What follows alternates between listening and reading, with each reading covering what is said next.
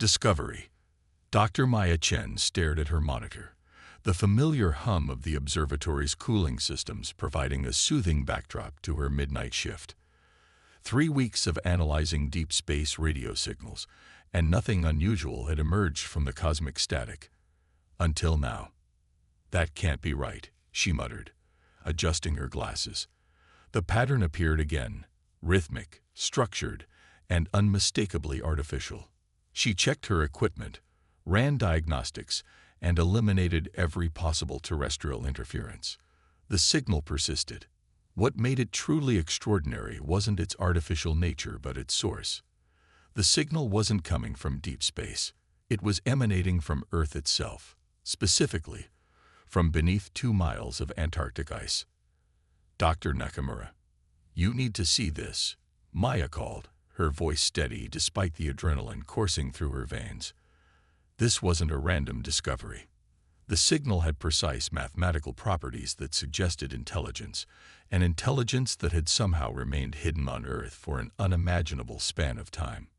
Within 48 hours, Maya found herself aboard a military transport plane bound for Antarctica, accompanied by a hastily assembled international team. Dr. Hiroshi Nakamura, her mentor and the observatory's director, sat beside her, reviewing the signal data for the 100th time. The UN Security Council is keeping this classified, Hiroshi said quietly. But you know how these things go.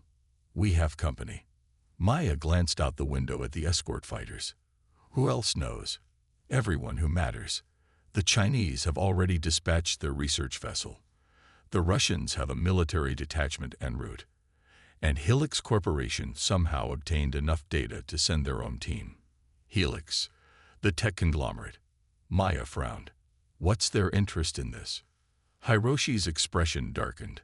Their CEO, Elias Vega, has been obsessed with finding evidence of extraterrestrial intelligence for years. He's poured billions into private SETI programs. This is exactly what he's been waiting for. The Antarctic wind howled as their expedition established base camp up above the signal's origin. Ground-penetrating radar confirmed something massive lay buried beneath them, a structure approximately 100 meters in diameter, with geometric precision that ruled out natural formation.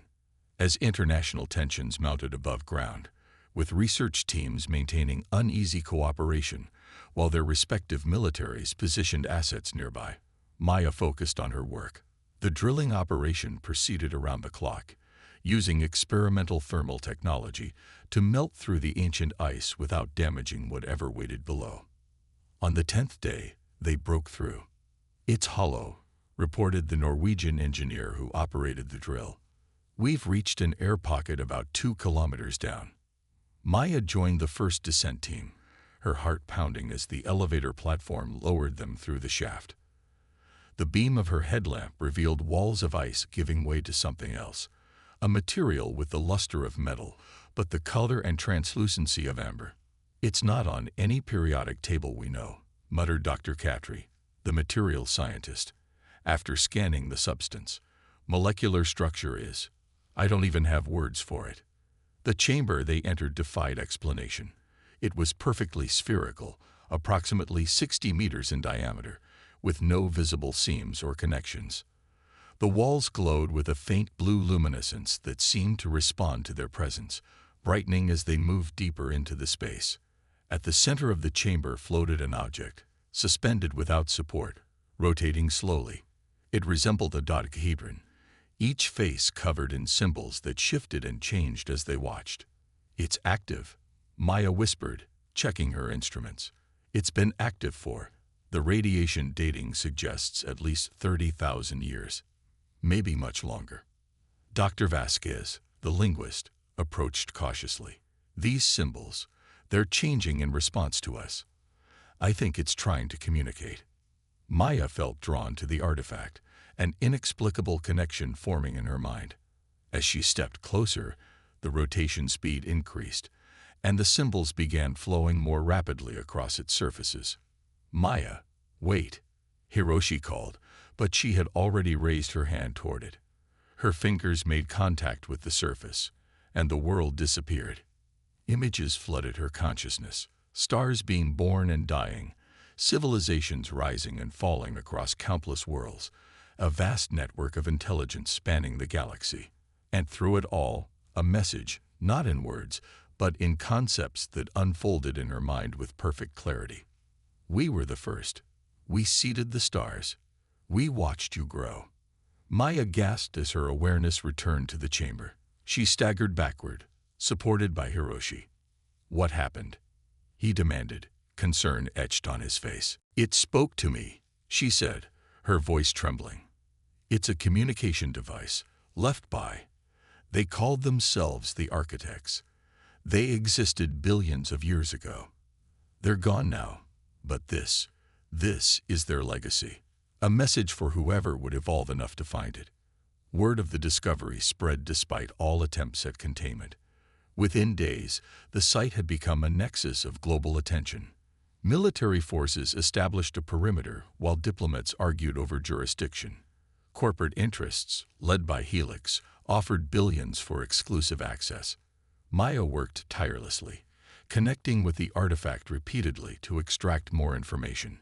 Each contact left her exhausted but filled with new understanding. They weren't just an advanced civilization, she explained during an emergency UN briefing, attended in person by world leaders and broadcast to billions. They were the first intelligent life in our galaxy. They evolved billions of years ago and spread throughout the stars. And they did something extraordinary. They seeded countless worlds with the building blocks of life, including Earth. The implications silenced the assembly. Humanity's origin story was being rewritten in real time. "But why?" asked the Secretary General finally. "Why create life across the galaxy and then disappear?" Maya's expression grew grave. "Because something was hunting them. Something that exists between the stars, that feeds on advanced civilizations. They called it the Void. It wiped them out, all except for automated systems like this one, designed to warn their children. Warn us." The Chinese premier leaned forward. "Are you saying this threat still exists?" Maya nodded slowly. "The artifact contains more than a warning. It has knowledge, technology, science, understanding beyond anything we've achieved. The Architects left it as a gift, to give us a chance they never had. But we need to hurry." "Why?" demanded the U.S. President. "Because the artifact's activation has sent a signal," Maya replied. "It's telling us that we've reached the necessary level of development. But that signal travels both ways. The Void knows we're here now, and it's coming." The chamber erupted into chaos as the implications sank in. Humanity faced an existential threat, with only the knowledge left by a long-dead civilization as defense. In the confusion, Maya slipped away, returning to the artifact chamber. Something was changing. The dodecahedron's rotation had accelerated, its symbols flowing like quicksilver. "What are you trying to tell me?" she whispered, placing her hand on its surface once more. This time, instead of receiving images, she felt knowledge transferring directly into her mind. Complex technological blueprints, scientific principles beyond current human understanding, and something else. A map of human DNA with specific sections highlighted. When she emerged from the trance, Elias Vega stood before her, having somehow gained access to the restricted chamber. "You've seen it too, haven't you?" he asked quietly. "What we really are, what we could become." Maya regarded him warily. "How did you get in here?" "Money opens many doors, Dr. Chen. But that's irrelevant now." He gestured to the artifact. "The Architects didn't just create life. They encoded potential within us, dormant genetic sequences that could be activated. We're not just their children, we're their heirs. And you want to control this awakening," Maya accused. Vega shook his head. "No one can control evolution, Doctor. I merely want to ensure it happens before it's too late." He handed her a tablet. "My scientists have already begun synthesizing the compound the artifact revealed to you. The genetic key to unlock humanity's next stage." Maya stared at the molecular structure displayed on the screen. This could change everything about what it means to be human. That's precisely the point, Vega replied. We can remain as we are and face extinction, or we can become what the architects intended, a species capable of facing the void. As if responding to his words, the artifact pulsed with intense light, and a new image appeared in Maya's mind. A dark mass moving through space, consuming stars as it traveled, and a timestamp counting down. We have 18 months, she whispered. That's when it arrives. Ascension. The next 6 months transformed human civilization more profoundly than the previous 1,000 years combined. With the artifact's knowledge as a guide, technological development accelerated exponentially. Quantum computing, fusion energy, space-time manipulation. Breakthroughs emerged weekly as scientists around the world collaborated with unprecedented unity. Maya led the primary research team at what had become known as the Architect Archive, coordinating global efforts while continuing to extract information from the artifact. Each session revealed new layers of understanding about humanity's true heritage. The architects didn't just seed Earth with basic life, she explained during a global broadcast. They encoded their own genetic template within our DNA, dormant sequences that would only activate once we reached a certain technological threshold. They literally designed us to be their successors. Public reaction to these revelations ranged from religious revitalization to existential crisis. New faiths emerged viewing the architects as gods, while traditional religions struggled to incorporate the new understanding of human origins. Some denied the evidence entirely, claiming the artifact was a hoax or alien manipulation. Meanwhile, the Las Vegas Corporation had become the primary manufacturer of the Ascension compound, a complex biochemical key that could unlock the dormant genetic potential within human DNA. Initial trials showed remarkable results. Test subjects demonstrated enhanced cognitive abilities, heightened perception, and even limited forms of extrasensory awareness. The compound doesn't change who we are fundamentally, Vega insisted during congressional testimony. It awakens capabilities that have always been latent within us, abilities the architects designed us to develop eventually. We're simply accelerating the timeline because we have no choice. Not everyone agreed with this approach. Resistance movements formed, viewing the genetic activation as an abandonment of humanity. Governments debated mandatory distribution versus voluntary participation. The philosophical and ethical questions seemed unanswerable. Was humanity abandoning its nature or fulfilling its destiny? Maya remained focused on the more immediate concern, preparing for the arrival of the void. The artifact had provided designs for defensive technology, including the global shield network that could theoretically protect Earth from the entity's consciousness-disrupting effects. The void isn't a physical being in the way we understand life, she explained to the UN Defense Council. It exists partially in other dimensions, feeding on the neural energy of advanced civilizations.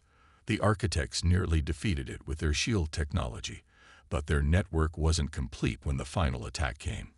Construction of the shield generators proceeded at sites across the planet, a marvel of international cooperation despite persistent tensions.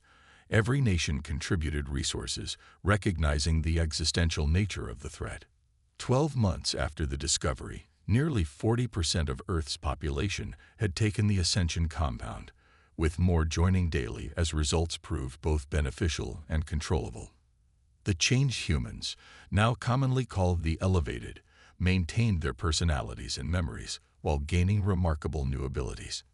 Most significant was the emergence of a collective consciousness, not a hive mind that erased individuality, but a network of awareness that allowed instantaneous communication and cooperation. The elevated could share thoughts, memories, and knowledge across vast distances, creating a global intelligence that accelerated problem-solving exponentially. Maya, who had been among the first to undergo the change, led efforts to integrate this new consciousness with the artifact's knowledge. Through her connection, millions could simultaneously access and process the architect's vast repository of information. This is what they intended, she told Hiroshi, who had remained unchanged, preferring to observe the transformation scientifically. Not just individual enhancement, but a collective intelligence that maintains individual identity. The perfect balance between unity and diversity. "And you're still you?" he asked, studying her with scientific curiosity. Maya smiled. "More myself than ever. I can feel the connections, billions of minds linked in a network of thought. But my thoughts remain my own. We share without losing ourselves." 3 months before the predicted arrival, Earth had transformed beyond recognition. The shield network stood complete, massive structures on every continent channeling energy into a protective field surrounding the planet. Space-based sensors monitored the approaching anomaly, tracking its progress through the distortions it left in space-time. The percentage of elevated humans had reached 70% globally, creating a powerful collective consciousness that operated in perfect harmony with individual identity. Those who chose to remain unchanged were respected for their decision, many serving as observers and chroniclers of humanity's transformation. Elias Vega, now more partner than antagonist in Maya's view, coordinated the final preparations from the primary shield facility in Australia. "The void has accelerated," he informed the Global Defense Network. "New estimated arrival: 72 hours. Maya stood at the Antarctic facility, the artifact chamber now integrated into Earth's defense systems. The dodecahedron had transformed, unfolding into a complex structure that interfaced directly with human technology, while maintaining its alien nature. "We've done everything we can," Hiroshi said, standing beside her. "Do you think it will be enough?" "The architects faced the void alone," Maya replied. "We have their knowledge and their genetic legacy, plus thousands of years of human innovation and adaptability. We're not just repeating their strategy. We're improving upon it." The first signs of the void's approach manifested in subtle ways: fluctuations in quantum fields, brief distortions in electromagnetic spectrum, anomalous neurological readings among both standard and elevated humans. The entity seemed to be testing Earth's defenses, probing for weaknesses. Through the collective consciousness, Maya could feel billions of minds focused on the common threat, processing data, and adjusting defensive systems in real time. The shield generators operated at full capacity, creating a barrier of energy specifically tuned to disrupt the void's extra-dimensional presence. When the entity finally arrived in Earth's orbit, it appeared not as a physical object, but as a distortion in reality itself. A region where stars disappeared, where light bent impossibly, where the fundamental laws of physics seemed to warp. Shield integrity holding at 87%, reported the Global Defense Network. "The void is attempting to establish quantum-level connections with our consciousness." Maya felt the pressure, a subtle intrusion at the edges of her mind, seeking entry. Through the collective, she sensed others experiencing the same sensation. "It's trying to do what it did to the architects," she realized, infiltrating their group mind, turning it against itself. "But our network is different. We maintain individuality within unity." The assault intensified, the void concentrating its efforts against the shield's weakest points. Power fluctuations caused blackouts across continents as Earth's infrastructure strained under the defensive effort.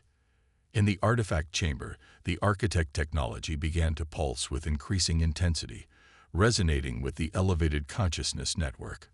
Maya understood suddenly what needed to happen. "It's not just about defending," she announced through the collective. "The architects designed us as weapons, not of destruction, but of creation. Our consciousness network operates on principles the void cannot comprehend." Guided by intuition and the artifact's subtle promptings, Maya initiated a new protocol, not just shielding against the void, but actively projecting human consciousness toward it. Billions of minds focused simultaneously, their thoughts patterns carrying something the entity had never encountered: empathy, creativity, contradiction, hope. The void recoiled. Its assault faltered as it processed unfamiliar concepts, attempting to consume consciousness structured unlike anything it had encountered in eons of existence. It feeds on order and logic, Maya explained as the defense network adjusted to her strategy. The architects were beings of pure rationality. But humans, we combine logic with emotion, reason with intuition. We embrace contradiction. These are patterns the void cannot digest. For 72 hours, the entity battered Earth's defenses while humanity counterattacked with the full spectrum of its consciousness. Art, music, poetry, mathematics, emotion, and reason all projected as weapons against the ancient predator. When the void finally retreated, leaving a trail of distorted space-time in its wake, Earth's population emerged forever changed.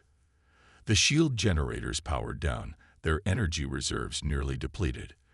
The artifact in Antarctica pulsed once more before settling into a steady glow. It's not destroyed, Maya cautioned during the Global Victory Address. The void has simply withdrawn to recover, to adapt. It will return eventually. But we'll be ready, Elias Vega added. The architects gave us the foundation, but what we've built goes beyond their vision. We've become something new, neither purely human nor architect, but a synthesis of both. In the year that followed, humanity continued its transformation. The remaining unchanged voluntarily joined the elevated as the benefits became undeniable. Earth's technology leaped forward, incorporating principles from the artifact with human innovation. The first interstellar vessels launched within 18 months of the void's retreat, carrying human consciousness to neighboring star systems. The architect network, dormant for billions of years, began to reactivate as humanity's presence spread, reconnecting ancient systems scattered throughout the galaxy. Maya often returned to the Antarctic chamber, communing with the artifact that had changed everything. During one such session, 5 years after the discovery, she received a final message, not in words or images, but in pure conceptual understanding. You have exceeded our design. Where we sought to recreate ourselves, you have become something greater. The network is yours now. Complete what we began. The dodecahedron, its purpose fulfilled, dissolved into particles of light that merged with the chamber walls. Its knowledge had been fully transferred to humanity's collective consciousness, its physical form no longer necessary. Standing in the empty chamber, Maya felt not loss but completion. The architects had created humanity as their legacy, but humanity had evolved beyond their creator's imagination. The stars awaited, and with them, endless possibilities for a species that had discovered its true heritage and potential. As she emerged from the chamber into the Antarctic sunlight, Maya looked toward the sky, not as a distant frontier, but as humanity's rightful domain. The ancient message had been delivered.